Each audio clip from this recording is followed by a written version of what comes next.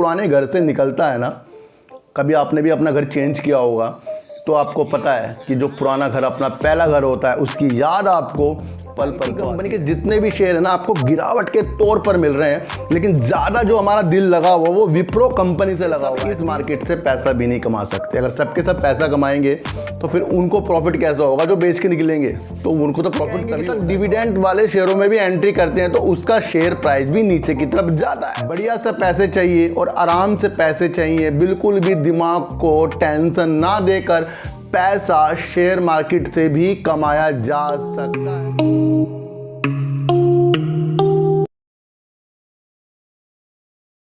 नमस्कार, मैं स्वागत करता हूं आपका अपने ही चैनल में जिसका नाम है सार्थक बाजार से। आज बात करेंगे सर विप्रो की, और बात करेंगे सर जीटीएल इंफ्रा की, और बात करेंगे सर वेदांता की, और बात करेंगे थोड़ी सी वोडाफोन आइडिया की सर।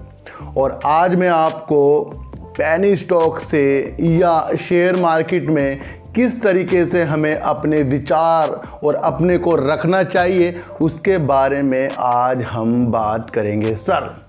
अगर आपको शेयर मार्केट से ना बढ़िया सा पैसे चाहिए और आराम से पैसे चाहिए, बिल्कुल भी दिमाग को टेंशन ना देकर पैसा शेयर मार्केट से भी कमाया जा सकता है, उसके लिए आपको कल से पेनी स्टॉक से एग्जिट करो या पेनी स्टॉक से आपको दूर रहना पड़ेगा।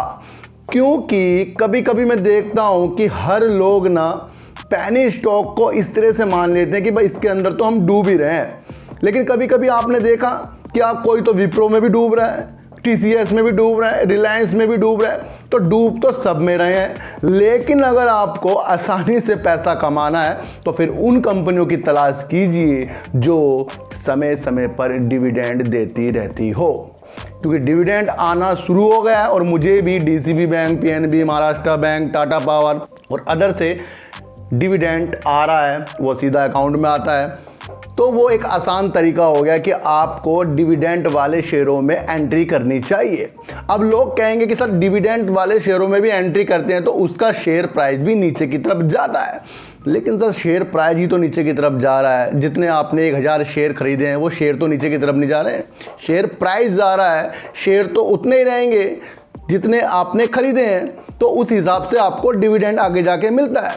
कंपनी क्यों डिविडेंड लाती है? क्योंकि कंपनी को ज़्यादा ग्राहक भी अपने पास जोड़ने होते हैं जो शेयर धारक होते हैं कि वो डिविडेंड के लिए हमारे पास आए, और वो पहले बता देते हैं कि भाई ये लास्ट डेट है डिविडेंड की, तो उससे पहले अगर आपने खरीदा तो आपको डिविडेंड मिल जाएगा। और जब डिविडेंड मिलता है तो शेयर प्राइस फिर भी नीचे की तरफ ही आता है। तो आपको काम ये करना है कि आपको सिर्फ आसानी से डिविडेंड वाले शेयर ढूंढने हैं, उनमें आपको महीने में 2 महीने में हल्के हल्के शेयर को लेके छोड़ना है, एकदम से बिल्कुल भी नहीं छोड़ना है। अगर शेयर प्राइस आपका नीचे की तरफ जाए तब भी आपको शेयरों को एवरेज करना है, ऊपर की तरफ जाए बिल्कुल भी एवरेज नहीं करना है, और फिर जहां आपको प्रॉफिट आता है फिर वहां पर आपको एग्जिट भी कर सकते हो। तो इससे क्या होगा सर, एक तो आपकी संतुष्टि दिमाग में बनी रहेगी कि हमें डिविडेंड मिल रहा है और हम शेयरों में फंस भी नहीं रहे हैं। तो कोई भी शेयर किसी को भी नहीं फंसा रहा है सर। अगर शेयर पेनी स्टॉक सबको फंसाता तो ये बड़े पैसे वाले क्यों पेनी स्टॉक में अपने इन्वेस्ट करते? और वहाँ पर एक चीज़ जो चल जाती है सर, वहाँ चल जाती है सही समय पर खरीदना और सही समय पर बेचना। अब हम जैसे लोगों को सही समय पर खरीदना और बेचना नहीं आता, इसलिए हमने पेनी स्टॉक को, कोई सा भी स्टॉक हो, उसको हमने बेकार की उपाधि दे दी है, तो बेकार हो गया शेयर। तो मेरा कहने का मतलब ये है कि अगर आसानी से पैसा कमाना है तो आपको डिविडेंड वाले शेयर ढूंढने पड़ेंगे। अगर आपको टेंशन लेके पैसा और मस्ती में पैसा कमाना है ना, तो सर पेनी स्टॉक से ही मस्ती में पैसा कमाया जा सकता है, क्योंकि कम पैसों में ज़्यादा शेयर आ जाते हैं, और जब वो शेयर ऊपर की तरफ बढ़ता है तो आपको अच्छा लगता है, तो वहाँ पर तो आपको मज़ा आ रहा है। और जब वही शेयर आपकी तरफ नीचे की तरफ जाता है वहाँ आपको टेंशन आ जाती है। तो ये टेंशन और मज़े वाला जो कमाई का धंधा है ये पेनी स्टॉक से होता है। तो इसलिए हमें सर दोनों शेयरों में नज़र रखनी चाहिए। पेनी स्टॉक भी कई मल्टीबैगर शेयर भी बन चुके हैं, लेकिन अपनी जो धारणा है ना कि सर हम तो फंसे ही रह गए, तो फंसे तुम अपने लालच से हैं सर।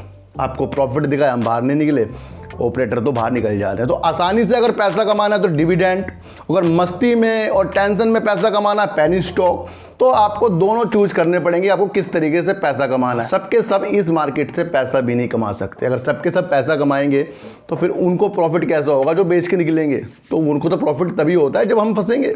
तो ये आपको समझना पड़ेगा। तो बात करते हैं सर वेदांता की, और वेदांता की इसलिए बात करेंगे, अरबपति अनिल अग्रवाल जी ने अब उड़ीसा में 2 कोयला ब्लॉकों का संचालन करने का मन बना लिया है। जिस तरीके से थर्मल पावर में कंपनियों में कोयले की जो कमी होती जा रही है, उसे देखते हुए इन्होंने उड़ीसा में 2 कोयला ब्लॉकों का संचालन करने का इस वित्तीय वर्ष में एक निर्णय लिया है। और दूसरा सर, ये पूर्वी राज्य में भी इस तरीके के एक कोयले का ब्लॉक का संचालन करेंगे। तो ये एक मजबूती की तौर पर वेदांता को लेकर जा रहा है सर। और आपको बता दूं, वेदांता 19 जुलाई के दिन एक मीटिंग करने वाला है जिसमें ये बताएगा कि ये कितना डिविडेंड देने को तैयार हो रहे हैं। तो यानी कि वेदांता भी एक डिविडेंड देने वाला शेयर है, जो आपको अब कोयले के क्षेत्र में उतरता हुआ इसलिए दिखाई दे रहा है क्योंकि उसको पता है कि पावर के जिस तरीके से कट हुए हैं, कोल इंडिया जिस तरीके से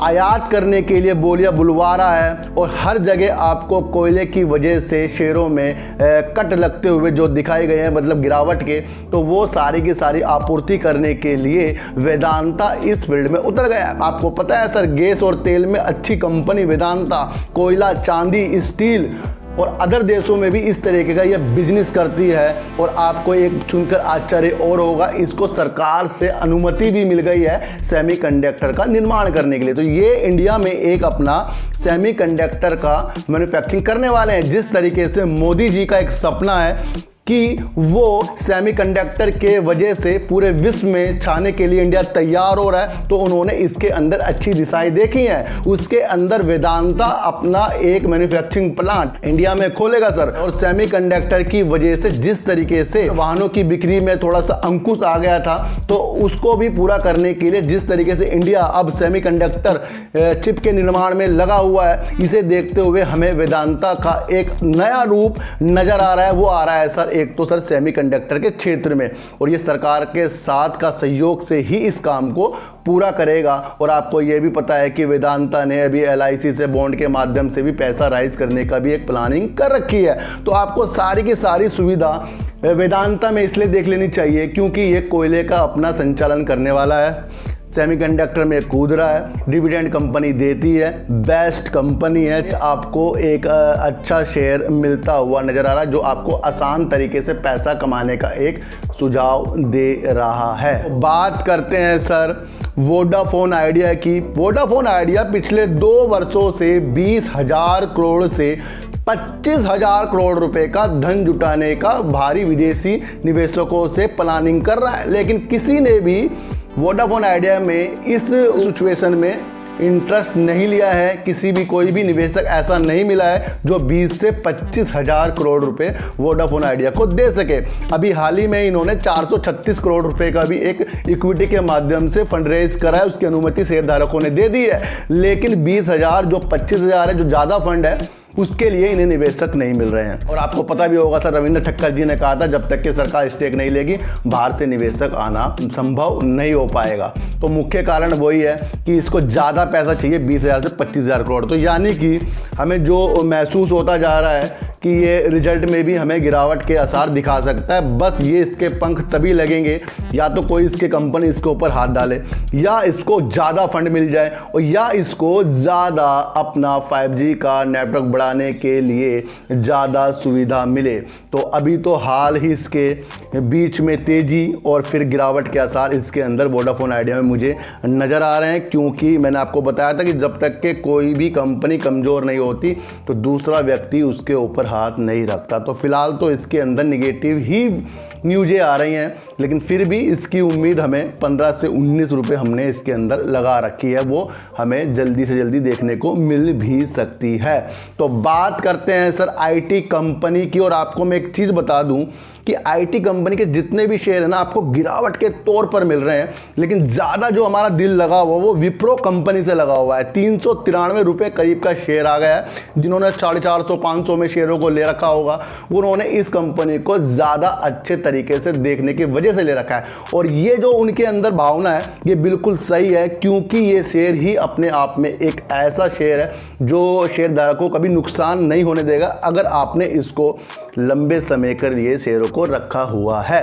मैंने आपको बताया था कि विप्रो हो या टीसीएस हो या टेक महिंद्रा हो, ये आईटी के जो शेयर हैं ये सिर्फ सर ज़्यादातर जो आपूर्ति क्षेत्र के दबाव से ही गिरने को कगार में आ गए हैं। लेकिन आपको ये समझना पड़ेगा कि जो विप्रो है ये अपने आईटी सेक्टर से हटकर कंज्यूमर के क्षेत्र में भी उतर रही है। और अभी विप्रो और केयर एंड लाइटिंग ने सर फूड पैकेजिंग के बिजनेस में उतरने का भी एक मन बना लिया है, जो एक आपको बड़ा ही उज्जवल तरीके से विप्रो का शेयर आपको नज़र आ रहा है। सर देखो सर, विप्रो का शेयर है ना, जो एक न्यूज़ निकल कर आई, बताया गया कि अब 30 से 50% आईटी के शेयर हमें छूट पर मिल रहे हैं। ये यही दर्शा रहे हैं कि यहाँ से इसके अंदर थोड़े बाय होने की संभावना बन रही है। अगर यहाँ से शेयर नीचे भी आ गया तो 350 तक ही आ सकता है, लेकिन अगर ऊपर गया तो ये उस प्राइस को कवर करेगा जहाँ से ये निकल कर आया है। तो इसके जो बिजनेस है, जिस तरीके से मशीनों में भी ये काम करेगा, आपको मैंने पहले भी बताया था